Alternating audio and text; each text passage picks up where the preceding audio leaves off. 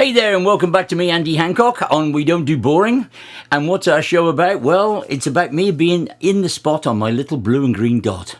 It's all our blue and green dot, really. And what's the show about? Well, the same things: experience, time, money, communication, balance, and compromise. So what are we talking about today? Those are the fundamentals that affect every single thing in your life. So that's the important bits. What are we talking about? We're talking about change. Change versus fear. Ooh. Right. So I just posted something about the apathetics and about the bubbleites. And the apathetics are people who don't want to change because they can't be bothered, and because everything's fine. And why mess with a good thing? And that's fine too. Why mess with a good thing? If you've got a good thing, hey, you're happy, great. If you're content, great. But it's not about that. Change is about most people's change don't want to change because they fear it. They fear change, and it's something to be embraced, not feared. Yes, you're going to take a risk. Yes, it might cost you time and money. Yes, there's a lot more to it than you might initially think. But if you really want to change, you'll make the effort. And it's not about fear. It's about getting out of your comfort zone. I think we've got a lot of people in this country and around the world who are in a comfort zone. And they got used to that comfort zone because all of a sudden they didn't have the responsibilities of getting into the car, going to work, going to an office, communicating with other people. They were suddenly stuck on their own, which was a very, very difficult time for everybody. And, excuse me, and it didn't help anybody. So communication failed. I've tried Zoom meetings. I cannot get on with those at all. It's not real communication in my eyes. It's just remote communication, and it's very difficult. I find it very difficult. So, but your comfort zone, and how do you get out of that? Well, you have to improve yourself if you want to get out. This video isn't for people who don't want to get out of their comfort zone, and it's not for people who are in their bubble. You know, the 87s. 1987, which they still wish it was. But anyway, it's not for those people because they're not even listening, because they don't want things to change. You know, they don't want anything to change. They don't want anybody to tell them something different. They don't want anybody to, they want to remember 1987. So they're not going to listen. But why do you embrace change? Well, I love it. I love change. And because it makes me think. It makes me move forward. Sometimes... Oh, there's those words, balance and compromise. Sometimes I can't do what I want because of change. Ooh, what do I do then? Well, I compromise.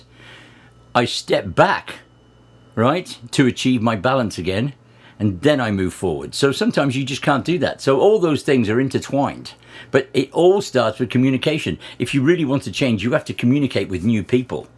If you just communicate with the same old people every single day, well, A, you're not going to learn much. B, you're going to stay in your bubble. And you're also going to be affected by their bubble because they're going to tell you the same thing again and again. I have certain people I know who are in bubbles. And I can't really talk to them anymore because they haven't got anything new to say because they say the same thing all the time because they're in a bubble. So, and I find that very tedious. I mean, I don't want to talk about what happened yesterday and 1987 and then what happened in 1987. I'm not interested. Time's moved on. Because their world is going to get smaller and smaller and smaller and smaller because they're just going round and round like this, like a marble. Okay? Because the world is getting bigger and bigger and bigger and bigger. So their bubble is going to get smaller and smaller. So, I'm sure that's quantum physics. But anyway, I'm not sure. I love quantum physics because it says that you can be in two places at once, which I think is fascinating. Think how much more time we'd have. Wouldn't it be great? So what happens if you embrace change? You think, okay, I'm going to go for it. I'm going to do this. I'm going to do that. I want to change lanes. Oh, we talked about that. I want to change lanes. I want to improve my life. I want to get on with it. What if I make a mistake? We're all trained, even from a young age in schools these days, we're all trained that we can't make any mistakes. Everything has to be perfect. It has to be a little box, perfect, bow tied around it. Yeah, whatever. A man who never made a mistake never learned anything, which, as I've said before, makes me a genius. So you have to make a mistake. You're going to make a mistake or two in your life. If you ever think you're going through life without making a mistake, well, there's a great saying, isn't it? Things that appear to be too good to be true usually are, and that's the absolute truth. Some people seem to have nirvana. They seem to have everything that you haven't got. Yeah, on the surface. But underneath, just like a swan, graceful on the top, their little feet are going brrrr, paddling away, because they're trying to keep afloat their perfect life. So yeah, it's and being happy is very different to being content, okay? And being perfect is not possible. Okay, I know this. I am perfect. Duh. I have the perfect life, right? I do podcasts. I go to the beach. I teach people how to build sandcastles. I meet fascinating people every day. Yes. And there's a balance and a compromise to that. Number one, I'm self-employed. Number two, if I don't go to work, I don't earn any money. So while I'm making podcasts, I'm not earning any money at all. I'm making podcasts because I want to communicate to a wider audience. So I think it's worth my time and my money and my expertise and my experience to communicate with you, to get more feedback, to make myself better, to make myself a better communicator. That's why I'm doing this. I'm trying to communicate better. So what else do you need if you're going to change lanes, or you want to change but you're fearful? Well, it takes some patience. Patience. Oh no. Patience is a virtue, possess it if you can, found in a woman but never in a man. That was repeated to me many times by my dear sweet mother, and she was exactly right. I had absolutely zero patience as a kid. But now, through experience and time, one of my favourite things to do is if somebody's got a massive rope or a massive pile of cables and they say, oh, it's over there, but I can't be bothered sorting it out, I find it very therapeutic to go and get the massive twisted lump of whatever it is and sort it. And now, when I was a kid, you wouldn't get me in that place in a million years. I'd say, sort that out yourself. No, but now I find it very therapeutic to untangle it, get it ready, and just make some... And it makes the other person happy as well. It's weird. I'm content doing it, and they get happy because I've done it. Okay, which is sort of an apathetic thing, but it's not really. I've got to use the thing that I want to untangle, and and they want to pay me for using it. So I'm not wasting my time and money by sorting out their stuff, am I? No, I'm making it better for myself so I can work. That earns me time and money. So the compromise is I have to do his work for him. The balance is I get I do the work and then I get the money. Equally balanced. Do work, get money. Do work, get money. Do work, get money. Do work, get... Yeah, it's what how I train my sons. So, and the other reason for change is sometimes we don't like it. I don't like change. It's tax season in the United States. So I have to do my taxes. And last year, I found the perfect company who did the perfect job, and they did everything for me, and I paid them. And I was very happy to pay them. I would have paid them double, right? But it doesn't matter. The whole point is they did the work for me. I uploaded documents they needed. We had a few discussions on the phone where I spoke to a real person, right? And it was fabulous. Communication was excellent, and we got the job done. And they didn't save me any money. I knew I'd have to pay taxes, and I paid taxes. That's it. I don't mind paying taxes because it makes my life better. Eventually, they'll fix my road. But whatever, I don't worry about it. I pay the taxes because if you earn money, you pay taxes. People who avoid paying taxes and think they're being clever because they've got around it, yeah. You want to investigate who wrote the book on taxes, and then figure out who's going to investigate you if things aren't right. Because you're not beating anybody. You can't beat the man who writes the book. Anyway, you can try to, but yeah. Eventually, the world will come around. But anyway, there you go. Nobody likes paying taxes. I don't like paying taxes. Of course I don't. But the whole point is, it's a necessity. It's the system in the world we live in now. You know, it's a compromise. It's not a very good balance either. The government get the money and I don't get anything. So, but you have to actually hope that the thing is going to get better. And it does get better because people stand up and fight for what our taxes are used for. And that's why it gets better. So, but the tax season, I logged on yesterday and boom, nothing. Completely different system, nothing I recognised, and when I tried to see last year's return to reuse that, wasn't even there. No. So it turns out, I made a phone call and I spoke to a real person, that's why I deal with the company, and they said, oh, Right, they shared my screen and they said, oh dear, where is this? Oh, what did you do last year? Hold on, I'm going to make a phone call. And she made a phone call, and the great lady who sorted my taxes out last year got on the phone.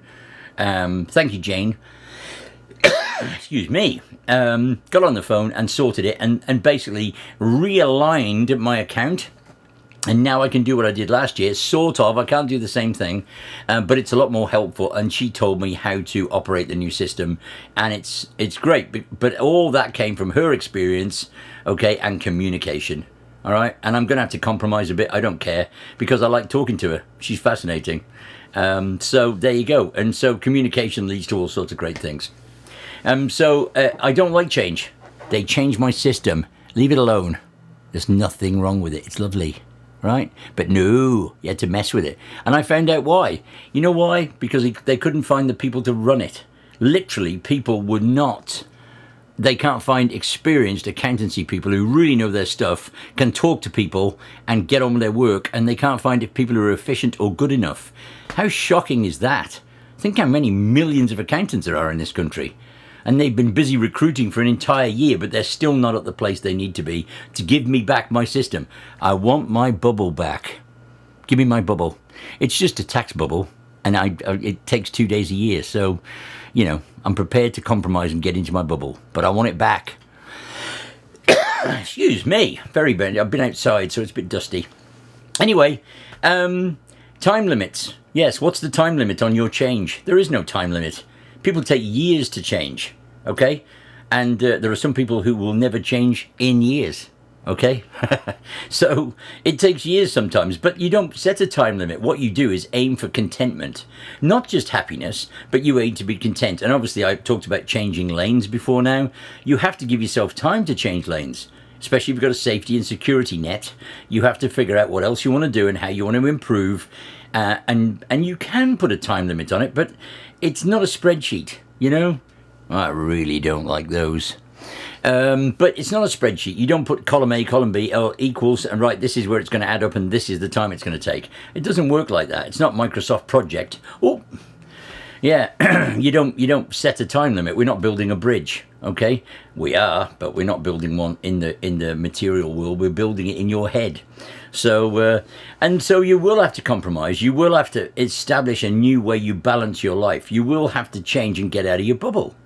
And sometimes it's as simple as, there was a lady who was, I know very well, and she comes to the beach, and she was constantly berated by her old boss for being late, because she couldn't physically get from the school after dropping her kids off to go and work for her boss. Her boss loved her, thought it was amazing, but she was always a bit scared of him. Because, you know, I'm the boss. What the hell are you doing? You're always late, you know? Only by 5 minutes, 10 minutes, 20 minutes, whatever it was. So eventually, she plucked up the courage to say, look, I have a problem getting here for 9 o'clock because of the school system. I just can't get here. I have to drop the kids off if the traffic's busy, if the lights are the wrong way on every light, if the cops are in the way, or the school system is slow that morning. I just can't get here on time. And he said, well, why didn't you just tell me that? Why don't you start at 9:30? Problem solved. Problem solved through communication. The boss didn't even realize she had a problem. He thought she was tardy, but he loved her, so he kept it, you know, he didn't get upset about it. He just thought she was late, you know, she had this thing where she was a bit late all the time. Well, no, it was just necessity, having to get the kids to school. Well, if you don't tell your boss that, how's he going to know?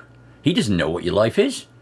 You know, you're the accountant, or you're the guy in the tool shop, or you're the retail person, whatever. He doesn't know who you are when you tell him. So, you know, just talk to him and communicate and establish a more of a rapport. And the better you get on with your boss, the more ways he'll talk to you and ask you questions about how things could improve and how you can make business better. That's how you get more money. That's how you show initiative. Initiative. Wow. I don't think even that's a word we can sell in America anymore. But, which is a shame, because initiative comes from thinking, comes from wanting to change and wanting to do more. You use your initiative. And people who appreciate that will always appreciate people using their initiative, unless, of course, they're control bubbles. If they're control bubbles, they don't appreciate anything. They appreciate their own control. And there's nothing you can do with a control bubble. You're not going to change them. So you have to either compromise, work around it, or change lanes. Easy. So change isn't something to be feared. That's what I wanted to say this morning. I was very fearful about my tax. But no, I don't need to worry now because I communicated. So it's the simple things in life that will make you content and give you more happiness. Happiness is not the right word. Contentment, but also it enables you to do things you didn't think were possible. And that's the secret to the whole thing. You can also improve your own techniques. If you're not very good at something, get better at it. Recently had a nurse practitioner come for a lesson. She came a long way. She's a fan of mine, and I said, "Well, what's the problem?" I said, "Let's work on the things you want to improve. You've driven all this way," and she said, "My doors suck, and I can't make a ball." Right? Okay, balls. No balls and doors sucking. Bad, very bad news. And this is a woman who's a nurse practitioner. She could literally save your life. So her pay grade is way up there compared to my brain pay grade. But she is content now knowing how to make doors, and she's content that she was making one little mistake on the ball making, where we make the spheres. And we put it right for her. Great. There it is. So, and she's now very happy, and she's off to try it this weekend at the beach, and she's so happy. Because she finds it content to be at the beach. She empties her mind, and because obviously she's got a very stressful job. Well, not stressful job, but she's got a very important job. Nurse practitioners are very serious people, and they literally they can save your life. So, and nurses are underpaid and undervalued, and that's the end of that. So, and we all know that. So anybody who's been treated well by a nurse knows that. Yes. I'm very good at that. I ride motorcycles. Right, okay, so there we go. That's it. Remember, creation begins with destruction. Yes. Give yourself time to change, but embrace it. Never mind fear. What are you fearful of? Talking to somebody? Communicate, collaborate. Collaboration is a strength, not a weakness. If you think you're going to lose something by collaborating with somebody, well, you're mistaken. Okay, so just begin with some destruction. Destroy the bubble. Okay? Kill the fear, get out there and do something. And remember, we don't do boring. That's why we change, because we don't do boring. All right, I'll see you next time. Bye.